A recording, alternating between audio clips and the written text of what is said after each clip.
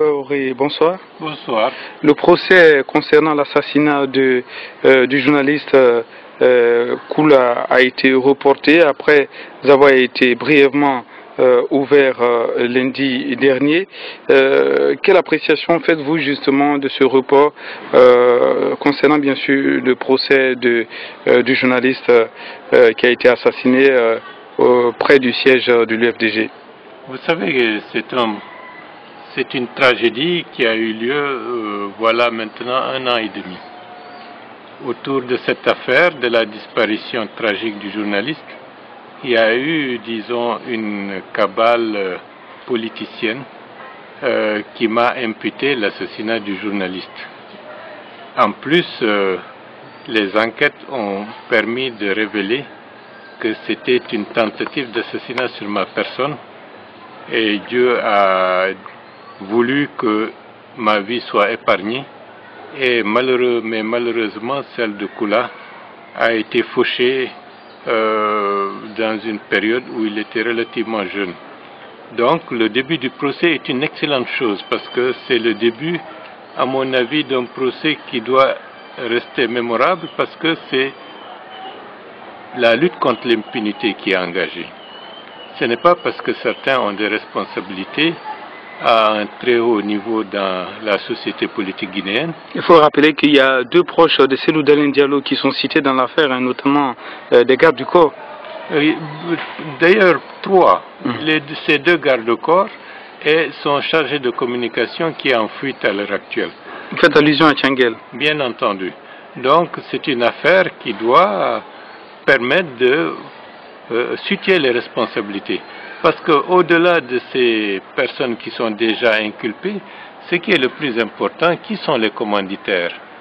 Parce que la justice doit faire ressortir les vrais commanditaires puisque ce sont les vrais responsables de l'assassinat du journaliste Mohamed Koula et de la tentative d'assassinat sur ma personne. Alors, est-ce que vous aviez le sentiment que, bien sûr, le procès n'est pas encore terminé, mais est-ce que vous avez le sentiment que la justice sera dite dans cette affaire? A priori, il ne faut pas, disons, faire un mauvais procès à la justice. Il faut rester vigilant et travailler quotidiennement pour que le droit soit dit. Rien que le droit, sans chercher, disons, à présenter les choses de manière alambiquée, parce que certains souhaiteraient que ça soit comme tel, parce qu'ils ne souhaitent pas que la vérité puisse être dite. Et je pense que dans cette affaire, le droit triomphera et la vérité sera dite et les responsabilités seront situées parce que nous mettrons tous les moyens en œuvre pour qu'il en soit ainsi. Alors, une question sur les manifestations de l'opposition. Ce mercredi, l'opposition va marcher de cause à l'esplanade du stade du 28 septembre pour, dit-on, réclamer des élections communales rapidement et dénoncer, selon eux en tout cas, l'insécurité dans le pays. Est-ce que vous pensez que ces manifestations pourraient changer la donne sur le terrain? Bon, vous savez, je l'ai dit et je l'ai répété. Depuis 1 an et demi, ces manifestations n'ont qu'un seul but, permettre à Cellou Dalein d'obtenir des avantages personnels, soit des avantages financiers, et dans le cas d'espèce à l'heure actuelle, il est empêtré dans un contexte judiciaire où il veut coûte que coûte que les choses soient dans une certaine mesure mises de côté.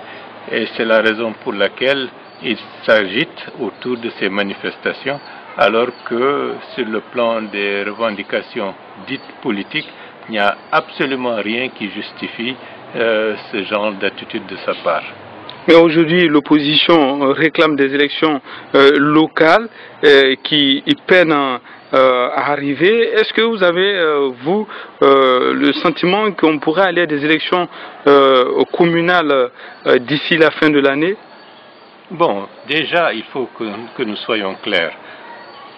Si on veut des élections, il faut que ces élections permettent à la Guinée d'aller dans un approfondissement du processus démocratique et dans le cadre du renforcement de l'état de droit.